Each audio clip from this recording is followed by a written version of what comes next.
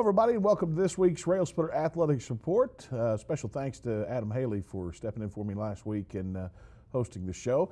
It's been a while since I talked about LMU athletics. We've got a lot to talk about this week. We'll have Josh Schertz, head coach of the Railsplitter men's basketball team, on as our guest tonight as we close out the Railsplitters 2012-2013 season.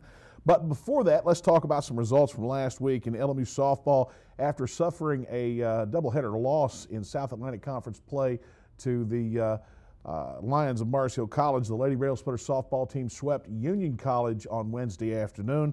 The Lady Railsplitters are now 25-18 on the season, and they will return to conference play this weekend. I believe they take on Newberry College. Railsplitter baseball team as hot as they've been in a long time. In South Atlantic Conference play, they're in third place. LMU this week picking up a series win over Carson Newman. That was, of course, last weekend, and then a single game over King this week. They'll be in action on the road this weekend in Salisbury, North Carolina against Catawba. LMU tennis teams have played only one match since the spring break, and that was Brevard College. The Lady Railsplitters winning 6-3, Railsplitters 8-1. We'll tell you more about what's in store for them in the next couple of weeks. Let's take this break, and we'll be back right here on the Railsplitter Athletics Report. Stay with us. Sigmund Communications is your local radio and television stations bringing your local information, local news, and the best music from yesterday and today. Sigmund Communications was established in 1987 on the campus of Lincoln Memorial University. Since then, we have been involved in community events and other projects. Sigmund Communications is not only your local radio and television stations, but we are a learning facility aimed at educating students in the field of broadcast communications. Sigmund Communications, not just the great building with satellites that sits on the hill. We're now MediaStream, bringing home to you more and more improvements. As your hometown team, we're dedicated to bringing our friends and neighbors more service upgrades than ever before. Always available 24/7 customer service and technical support. 30-day money-back guarantee on services. Improved bundles that will save you money. Get ready to do more of the things you love with the people you love and with savings you'll love. Call 1-800-392-2662 for details. MediaStream, bringing it home to you. Bringing it home to you. Since 1973, DeRoyal has been a leader and an innovator in manufacturing products for the healthcare industry. DeRoyal supplies more than 20,000 products and product lines such as acute care, orthopedics, wound care, and trauma. DeRoyal is proud to be the largest supplier of orthopedic soft goods to clinics and hospitals in the nation. Since its start in Tazewell, Tennessee, DeRoyal has grown to open factories in over 29 locations worldwide and employs over 2,000 people. DeRoyal, a name you can trust and an employer you can count on. Looking for efficient, compassionate, and comprehensive health care for you and your family? Visit University Medical Clinic. All providers are faculty members of LMU's DeBus College of Osteopathic Medicine and are board certified in their specialty. Multiple specialties available including family medicine, pediatrics, OBGYN, and osteopathic manipulative medicine, with locations in Harrogate, Tazewell, and New Tazewell, and most insurance plans accepted. University Medical Clinic is here to serve you. Call 423-869-7193 for an appointment. University Medical Clinic. Welcome back to the Railsplitter Athletics Report. You know, the Lincoln Memorial University men's basketball team ended the year with another trip to the NCAA tournament, a second Gulf South Conference regular season title, beg your pardon, South Atlantic Conference regular season title. It's only been 5 or 6 years since we've been in the Gulf South. And, of course, a 25-6 record. Just a phenomenal run for this year's team. And over the last 5 years, Josh Schertz has been at the helm of this program. Coach, you know, for those of us who've been around for a long time, we remember those years when it was lean out there. We had the best of times back in the 70s, the best of times in the 80s. You get into the 90s and things kind of slid off the table a little bit in the NCAA era. We did have some good times in the late 90s, but boy, this run that you've had with this team over the last 5 years has just been incredible. Well, we appreciate it, Russ. I think, you know, we've been so fortunate, you know, the last 5 years to have, you know, unbelievable players. We've had talented guys coming through, and our staff's done a really good job relative to recruiting and finding guys that can play and guys that, you know, can compete at a high level. And I've been fortunate in those two areas. We've had unbelievable talent coming through, and then obviously I've had, you know, pretty very little changeover in staff and in terms of players leaving. I think we've gone 3 years without a player transferring, and we've lost one staff member, you know, since I've been here. So we've had a lot of stability, continuity, and that leads to success when you have good people, and and we have, those are the two keys: great players, great assistants. This year's regular season conference race was probably the most competitive I've seen in the league, whether it be the Gulf South Conference or the South Atlantic Conference, in a long, long time. You wound up the regular season champion outright. That was the second time you've done that since taking over the helm 5 years ago. You went into the South Atlantic Conference tournament and went to the championship game. Now, Wingate's a team that I know you've had the utmost respect for over the last few years, and while we got them home and away during the regular season, it's so tough to beat a team 3 times in 1 year. Well, they're a really good team. I thought, in terms of winning the conference, the emphasis we play on winning the regular season title, and it was brutally competitive up in the top, 6 spots in the league to put yourself in that position. I mean, we all got to see here how good Newberry was, and they finished 6th in the league and lost in the first round of the conference tournament. So really 1 through 6, the league was extraordinary, and for our guys to come through have been a game back after the Newberry game, having to go to Anderson, having to go to Wingate, and trailing them by a game in the standings, and come through and win those 6 games in a row, which wound up being 8, was probably to me about as cool a thing as happened in my 5 years of coaching because of how difficult the schedule was. I think getting into the championship game there, we felt like we were playing. We got a 10-point lead there in the second half. I thought we were playing well, and then I thought Wingate obviously gave them a lot of credit, played tremendous, and maybe we weren't just as good. We weren't as sharp. We weren't as crisp. We got beat to loose balls, and whether that was fatigue from, that may have been, and I don't know. I'm not, no excuses, but when we lost Wally and we lost CJ, we lost some depth. We were playing 7 guys. I thought both Sundays, because we played back-to-back games. We played a Saturday against Carson Newman, a Sunday against Wingate, a Saturday against Pembroke, a Sunday against Barton. I thought both Sundays, late in the second half, we ran out of steam, whether that was because it was back-to-back games in a short time and only having 7 guys, or what the scenario was. But they were certainly quicker, more aggressive, and beat us to loose balls, and wound up winning the conference, the tournament championship. Despite the loss in the tournament championship, your play in the regular season, your performance in the first couple of rounds of the SAC tournament afforded you the number 2 seed in the NCAA region tournament. And in that, it was a little unfortunate because we had wanted to host the tournament. It didn't pan out that way, so we had to travel to Aiken, South Carolina. You took on UNC Pembroke, the number 7 seed in the opening round of the tournament. And I thought they were a team that really didn't get the respect they deserved going into the tournament. I thought they should have been ranked much higher in that regional poll. Yeah, they were definitely not a 7. I mean, they're a team that going into the final poll was a 4, I believe, and then their loss to Aiken broke a 9-game winning streak. Their loss to Montevallo for them broke a 9-game winning streak. They had swept Aiken in the regular season. They were a really, really good basketball team. That was about as good from my standpoint, that's probably the best 7 seed that I've ever seen in the NCAA tournament. And I've been a number of times here at the Division II level. So, but I was, it was about as good a basketball game as you could hope for. As 2 great teams hooking up, and even watching it back on film afterwards, it was probably even better on there than in person. You're watching footage from the UNC Pembroke versus LMU game. Railsplitters emerged victorious, and that was a tight battle down the stretch, but it pushed you into the semifinals, in which you took on a very hard-nosed and scrappy Barton team. And I look at Barton. We looked at them in the footage that you had in preparation for the game. Very similar to an Anderson type team, but surprisingly, they're much better than an Anderson. Yeah, they played, I thought, it was a game where we felt like that we had advantages inside. We had advantages in certain areas we had to exploit. And they had some advantages as well. They had, in my opinion, probably the best player in the tournament in Gerald Boston at the point guard position. We had to do certain things to win. And had you told me before the game that that they would score 76 points, we'd hold them to 40% shooting and those things, I would have said we were going to be fine. Where we lost that game was in our inability to score the ball down the stretch. The last 10 minutes of the game, it was a 2-point game with 10 minutes to go. and we made one field goal in the final 10 minutes of the game, scored 8 points total, and made one field goal.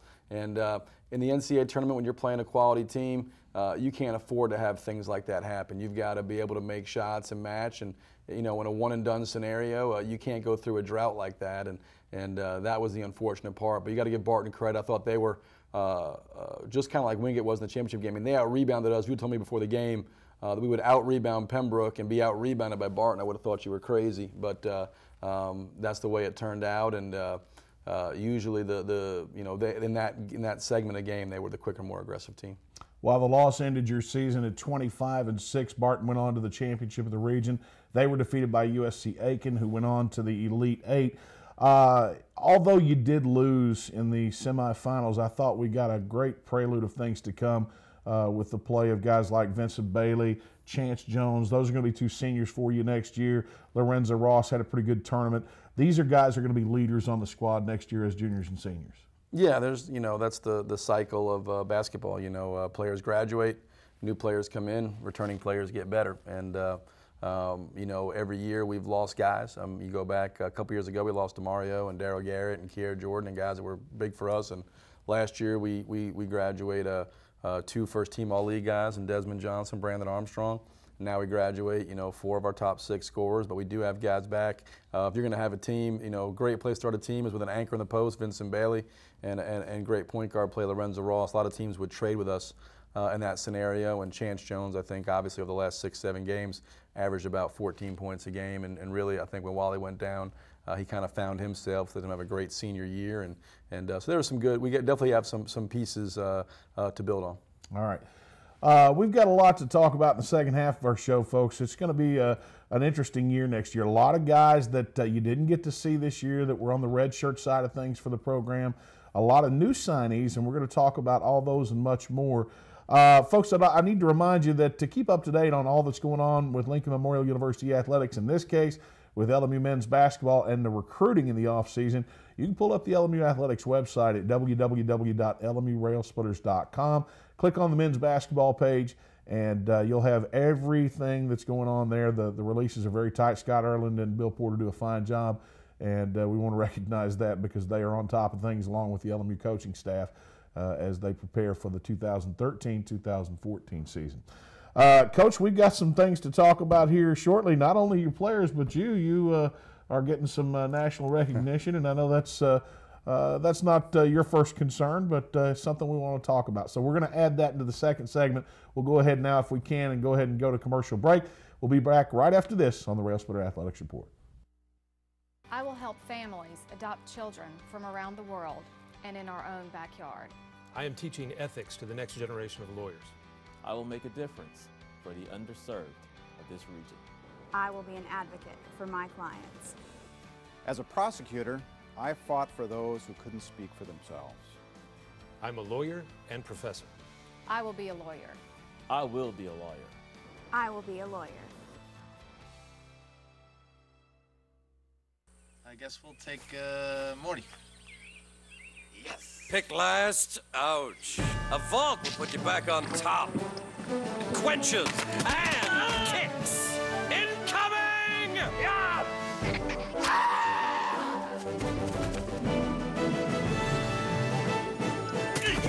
You're a super soda mercenary! Vault! Drinks like a soda, kicks like an energy drink. Get to it! History comes alive at the Abraham Lincoln Library and Museum on the campus of Lincoln Memorial University in Harrogate, Tennessee. Located 60 miles north of Knoxville and 5 minutes from the entrance of Cumberland Gap National Historic Park, the museum is home of one of the largest privately held Lincoln collections in the country. A place to learn and play. My museum includes interactive exhibits as well as special events and educational programs. For more information, go to www.lmunet.edu. We represent the Coke brand. We would like to sue Coca-Cola Zero. Would you say that we have a case? For what? For taste infringement. We want to just sue them back to the Stone Age to send a message that they're tampering with really the flagship of the company. It's one company. It's like you suing yourself. Yeah. But they're on a different part of our floor. Da, da, da, da, da. For the record, as we close out the basketball season, that's one of Josh Shirt's favorite commercials right there. That is. I have that commercial every time. Coach, as you mentioned a minute ago before we went to break, players, they come, they play, they graduate, new players come play, and they become seniors. And that's the case. You've got some new guys coming in, guys' faces that we saw on the bench this year, but guys who were redshirted for obvious reasons. I mean, you were very deep at various positions, and gives those guys a little extra opportunity to gain some experience on the college level without burning that eligibility. I always think if you can replace 18 with 23, you do it in any case. Having an opportunity to come in and redshirt a year and practice and go against guys that are not necessarily maybe better than you but are older than you, which more experience, which probably makes them better. And not burn a year of eligibility. Those guys got to travel. They got to kind of go through everything. They were scout team. They were did a lot of stuff for us, and were very helpful for us in terms of the success we had. But I think anytime you can replace, you're a much better player at 23 than you are at 18, and their contributions, I think, going forward will be tremendous. So we always try to do that if we can.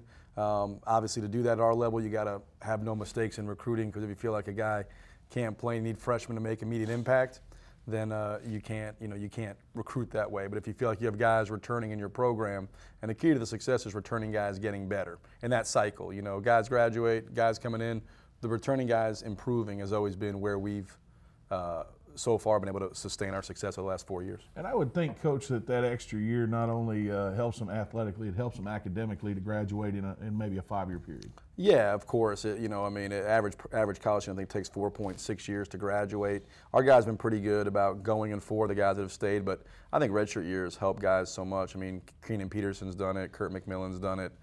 We've had guys do it. Now we have these 3 guys. I mean, anytime you can get a guy in, and it helps them in every area, to help them to grow up, helps them to learn the system. Everything, I think, is beneficial with redshirting. I think if you can do it, it's certainly the best way to go about it, and we do it every chance we get. Got to be hard to convince that 18-year-old kid who comes out of the high school, really one of the stars in his school and maybe in his district and region, to redshirt their first year at the Division I, II, III, or NAIA level. But it's something that is a more commonplace thing than you would imagine. Let's take a look at some of the guys returning now. This is Luquan Choice. He's a guy that I know you're really high on, a 6'3" guard out of Lawrence, South Carolina. And from what all the other guys on the team say, Coach, he can flat out go. Yeah, he's tremendous. Luquan was the Region Player of the Year last year. He was first-team All-State in South Carolina. He played for the South Carolina team, the state team in the All-Star game versus North Carolina. Lou's 6'3", he's 215 pounds, a big, strong kid, can really shoot it. He's a good athlete. He's a guy we're expecting to come in and be a major impact guy for us as a redshirt freshman. He's a guy that I think can have a big year for us next year, certainly. They just call him Lou Choice. Here's Paul Woodson. Now, I know I had the opportunity to meet Paul as a recruit. He and his family stopped in my office when I was down in the arena. Was a highly talented football player as well up in the Cincinnati area. 6'7" and a forward. They say he's a rebounder. He's a shot blocker. He's got to work on that offensive game, but he's a nice kid. He is. He's probably even closer to 6'8" right now. He's grown a little bit. He's just 18 years old. He's got to put some weight on, but Paul's a guy that an unbelievable motor, runs the floor like a deer. He'll score because of how well he offensive rebounds, how well he runs the floor. He'll be a guy that'll be probably will remind people athletically, and I'm not saying he's as good athletically, but would be in the mold of a DeMario Curry with how athletic he is, ability to catch lobs and play above the rim at 6'7", 6'8", and he'd be a guy that, again, I think, in the post, our perimeter, we have a lot of guys back in the post. Besides Vinny, we don't have probably a proven guy returning. When you talk about Kurt McMillan, Keenan Peterson, Paul's got to get in that mix and be a guy that produces for us. But we expect him to come in and play, minutes for us right away as a freshman. All right, moving right along, Hunter Spall, somewhat of a hometown product here. He's out of Bean Station, Tennessee, 6-foot guard. Did he play at Rutledge? Is that where he played? He played at Granger County. Granger County. Yeah, Granger County. He broke all of Skylar McBee's 3-point records. Hunter's a great kid. He came as a walk-on for us, and was unbelievable kid, great teammate. He's a hard worker, about as nice a kid as I've been around, and he'll be a great kid and great, I think a great teammate for us here the next 4 years.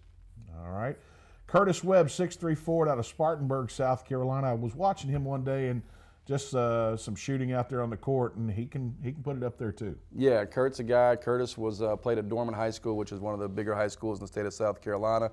He was the Spartanburg Region Player of the Year out of South Carolina, like Lou was. He's a guy that is 6'3", plays the guard. He was probably even this year our best defender. He can shoot the ball from the three-point line. He understands how to play. He's a great athlete.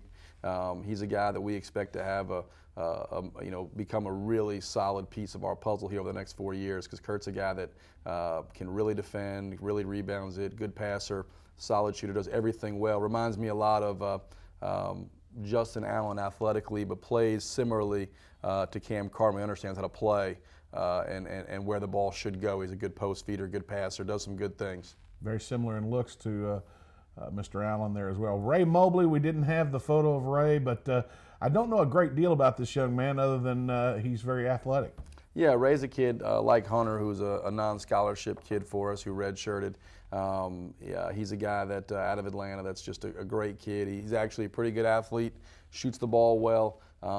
He's a guy that over the next few years we hope will kind of develop, because he has a chance to. He's a good athlete. He shoots the ball well from the three-point line, and he has decent size and he's rangy. So if he can come along, get a little bit improve his ball handling in some different areas, down the line, we think he's a guy that can maybe compete for minutes down in years to come. That's all the returners. Now the new guys. Austin Hunt. Here's a guy out of Ashland, Kentucky. I know that you've been very eager to get a foothold up in the Bluegrass State in terms of recruiting. A lot of quality players coming out of the mountain region, the northern Kentucky area. This guy, I believe you told me, was a combo guard. Yeah, he is. He's probably more of a 2 than a 1. He's 6'2". He's that picture right there. He was a sophomore, and so he's about 190, 195 pounds. He's a power guard. Shoots the ball pretty well. Austin's a guy we think can come in and has good toughness, can make shoots the ball well from 3. Handles the ball pretty well. Just a scorer. He averaged a little over 20 points a game this year as a senior, and is a guy that we expect he'll likely, with the backcourt depth, redshirt next year. And he knows that coming in, but he'll likely redshirt next year, and then they'll see him for 4 years going forward. All right. Another Kentucky native. This is Louis Maniaci. That's going to be a tough one to call on the radio. Power forward center out of Union, Kentucky. My first question is, how do you steal this kid away from places like Northern Kentucky University and some of the schools up there? We feel unbelievably fortunate to get Lou. He's as you can see there, a pretty good athlete. He's every bit of 6'8", maybe 6'9". He's thin. He's got to get stronger. He's another guy that may wind up redshirting just because we want to get him stronger. But I think Lou's got an unbelievably bright future. I think he's a steal for us. He's runs the floor well, blocks shots, can score over both shoulders, is really athletic, plays at a great program there at Cooper. So we're really excited about Lou and what he's going to bring here in the future. And your final signing for next year, Mike Mills. This is a young man out of Canton, Ohio. That's a very strong area for basketball in the state of Ohio, in the Buckeye State. 6'8" center. As I understand it, he was one of the top players in Ohio as a senior. Yeah, he was ranked as the 5th best center in the state of Ohio, and ESPN has him as a mid-major Division I recruit, and another guy we feel really good about. He's 6'8". He's probably more physically ready than Lou to play, and I think Mike will play for us next year as a freshman. He won't redshirt. He's a guy that's has got to develop more skill in terms of go-to post moves, but he's legitimately 6'8", 215, 220 pounds. Another terrific athlete. He's more of a grown man down there. We think he's got a chance to be a special player, an all-league player here at LMU over the next coming years. We're on a time crunch here, so a lot of good stuff in the near future for LMU men's basketball. I want to turn to this real quick, Coach. You've been recognized as a finalist for a pair of national coaching awards, as you were selected one of the top 5 finalists for the Jack Bennett Award, as well as one of the top 15 finalists for the 2013 Clarence Big House Gaines National Coach of the Year Award, and that was announced earlier this week. I have to say, you know, I've said it for a long time, eventually we're going to become a victim of our own success. And with this national attention, I mean, I see great things happening for you.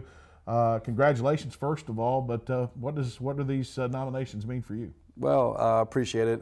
Anytime you're in a team sport, it's a deal where, it's your success, your individual awards are due to team success, and our players have been good. We've won a lot of games, it means, and that's been recognized. So we feel fortunate for that. But it's certainly in a team sport, it's all about the team success. Well, Josh, it's been a great year. Again, congratulations on a great season. We look forward to having you back next year as head coach of the Rails. Sounds great, Russ. Thanks.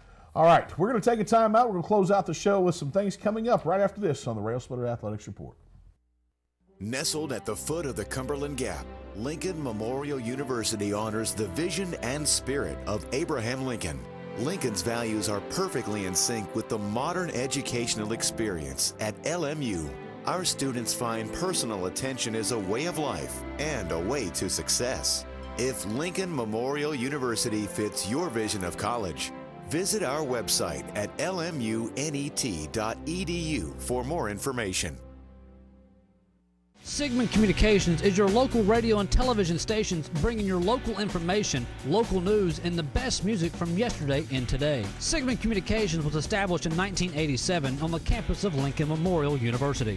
Since then, we have been involved in community events and other projects. Sigmund Communications is not only your local radio and television stations, but we are a learning facility aimed at educating students in the field of broadcast communications. Sigmund Communications, not just the great building with satellites that sits on the hill.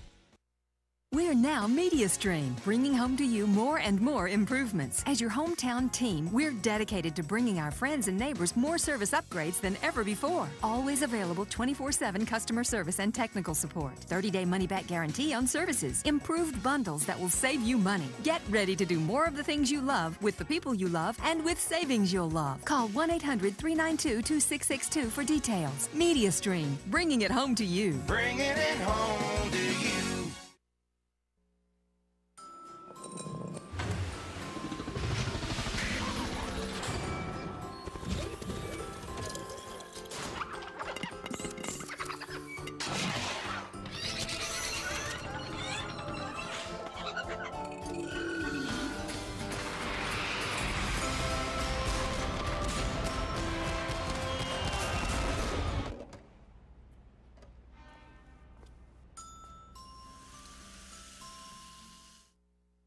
It's always a pleasure to have Josh Schertz with us in the studio. Never ceases to amuse us all, but congratulations again on a great year, 25-6. Let's turn to golf for a second. The Lincoln Memorial University men's golf B team shaved 3 strokes off their second round total, posting a 320 in the round of the 20th annual SEKI MSC Spring Invitational to take 9th place this week in that event. That was held at Crooked Creek Golf Community, a 6,836-yard par 72 in London, Kentucky. Congratulations to the LMU men's golf B team. And the women's golf team will be in action this coming week in Greenville, Tennessee at the Agnes McAmis Memorial. That's at Link Hills Country Club, and we wish them the best of luck. That's all the time we have for this week. Until next week, I'm Rusty Peace. Good night, everybody.